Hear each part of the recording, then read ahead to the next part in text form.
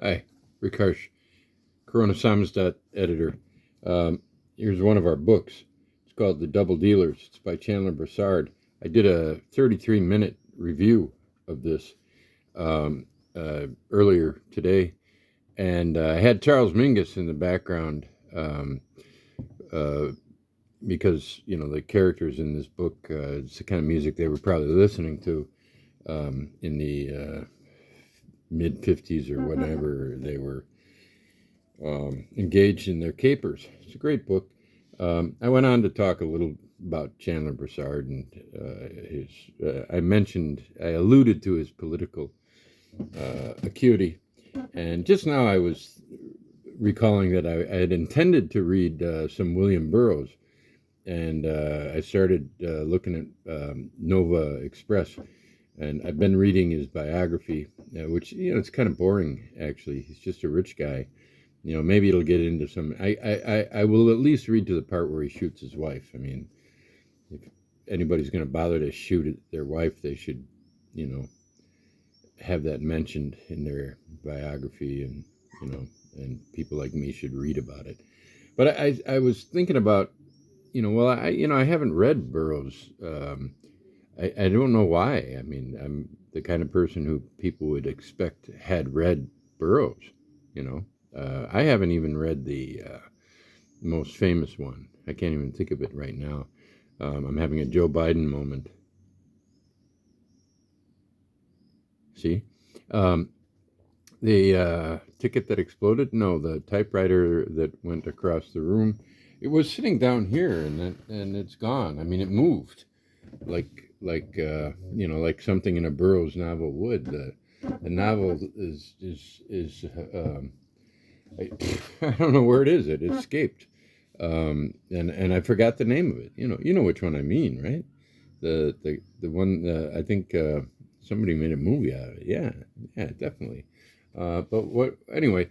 Um, what Burroughs and Broussard had in common, I think, was that they were probably the two novelists more famously Burroughs. In fact, there's in the introduction to this, there's uh, a brief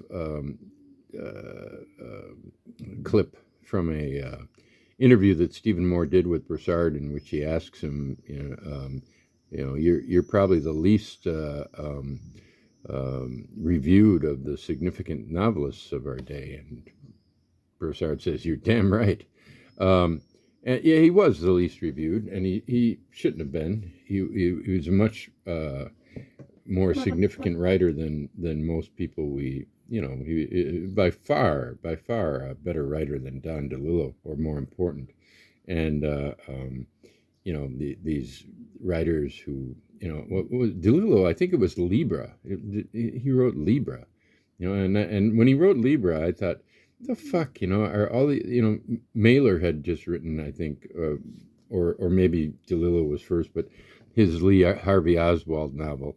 I thought, why the fuck are all these people writing their Lee Harvey Oswald novels? I mean, Broussard in Raging Joy's Profound Violations.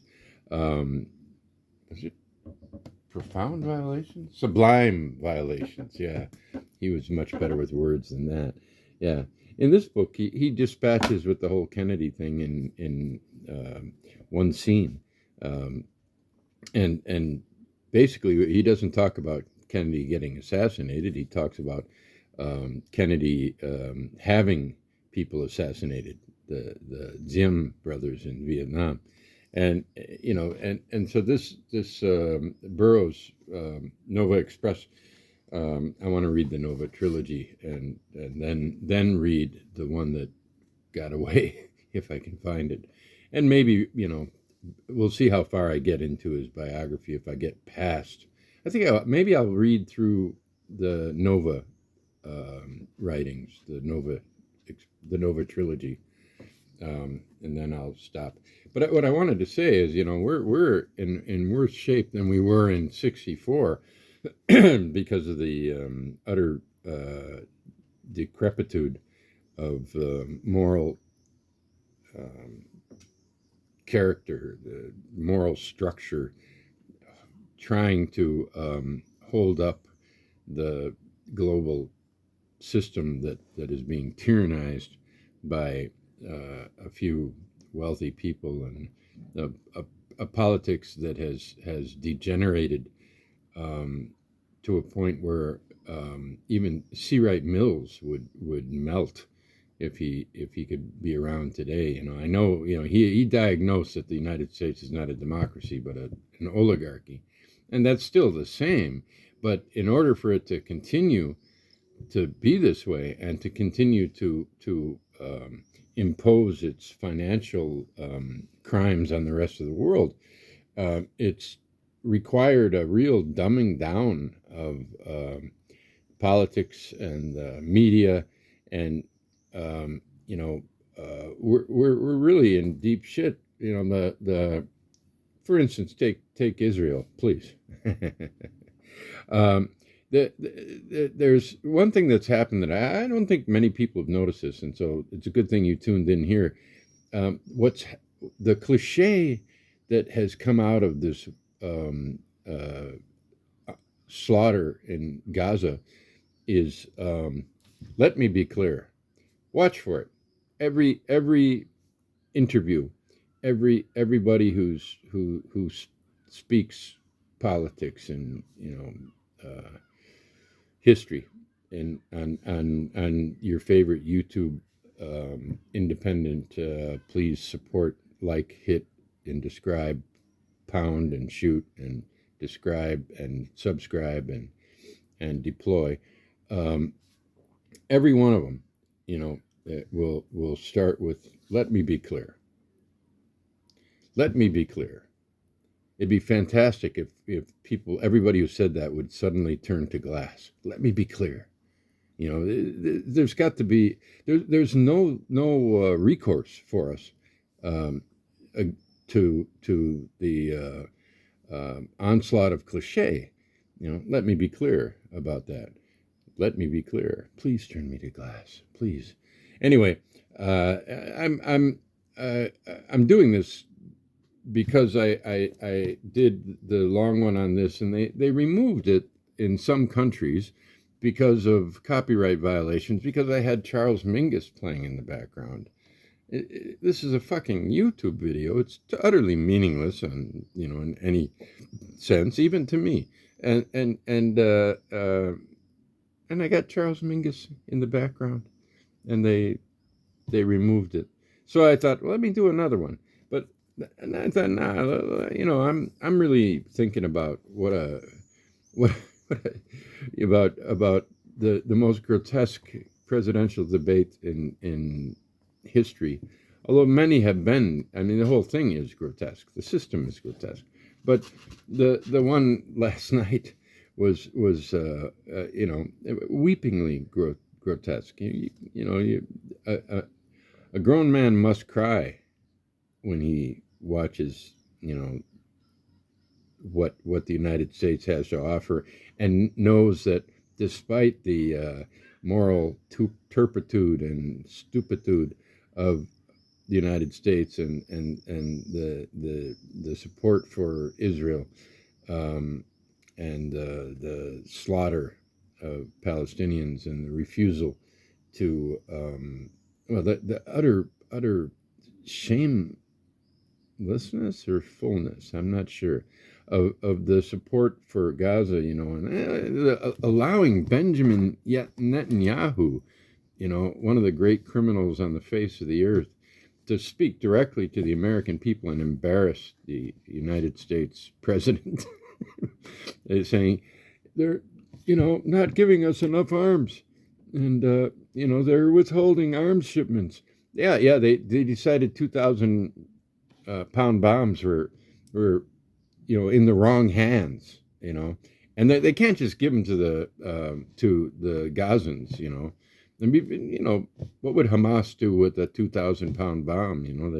We can't lift this thing, can't heave it over the prison walls. Maybe they should send them to Lebanon.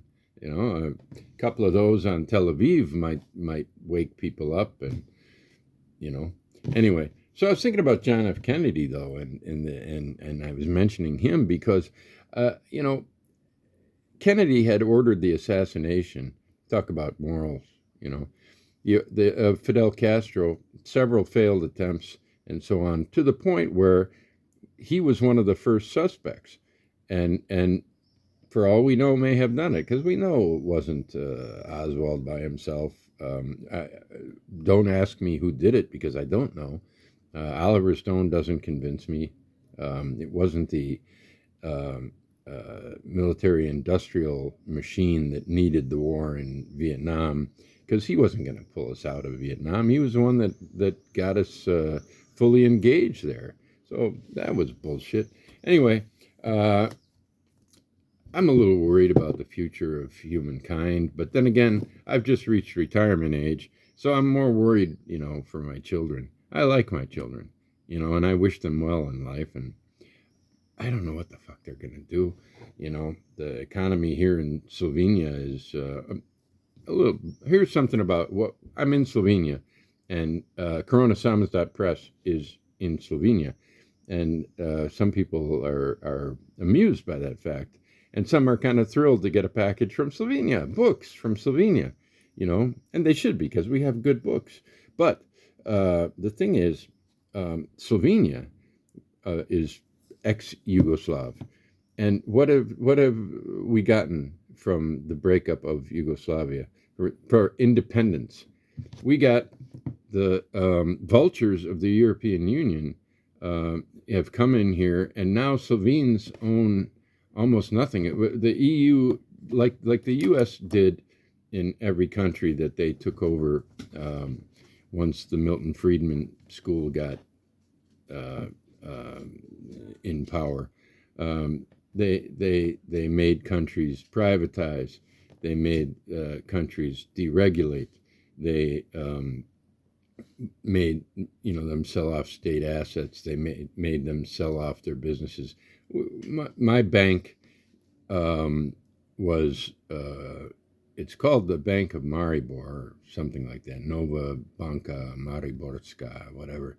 But it was owned by who did own it? I think it was the Austrians owned it, but now the Hungarians own it, and the all the great factories.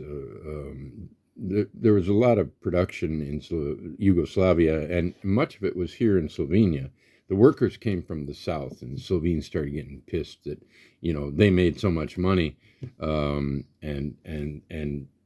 it would go to the center, to Belgrade. Of course it did. It was a country, and the workers came from the south because the south was more poor, and you had internal migration and so on. Well, now the southern ex-Yugo countries, we're getting lots more migration here, because as much as this place has been raped by Germany and Austria and Italy, there isn't a bank in Isola, this town I live in, that is owned by a Slovene company. The shipyards are closed. The marina here in Isola is owned by an Italian company, or it was. Maybe it was sold to some other country. The major shipping company in just down the coast is now owned by Germany. They had a great maritime program here in Slovenia, and my wife is from India, and from Chennai in India, and when we moved here, being on the coast and near the the shipping center of Yugoslavia, a lot of retired sailors were there, and they knew her where she was from immediately, and lots of conversations with these people. I've been to Madras. I've been to Madras. Even one time in Madras, in Chennai, a guy, an old Indian guy at a market said, so where are you from? I said, Slovenia. and he said, jebem ti Boga. He started swearing in Serbian. And so he knew where Slovenia was. Do you? Most people don't. That's just the way it is. In the United States, in Slovenia, everybody knows where everything is because you had to. You're a small country. You have to even more so. And as Yugoslavs, they had dealings all around the world. Anyway, what's happening right now, we'll see what happens in Lebanon. We'll see what happens with Russia. The United States is pressing further and further, after promising that, if the Russians leave East Germany, then that's it. NATO won't expand. Well, they did, though. And they also pulled out of the ABM treaty, and, they wonder why Russia's pissed.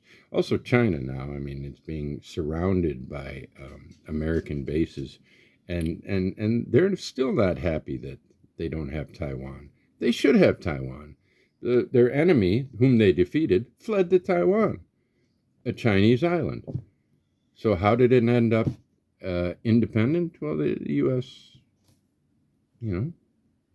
was stronger, but they're not stronger anymore. So we got a lot to worry about in the near future. And so, well, Bella Ciao.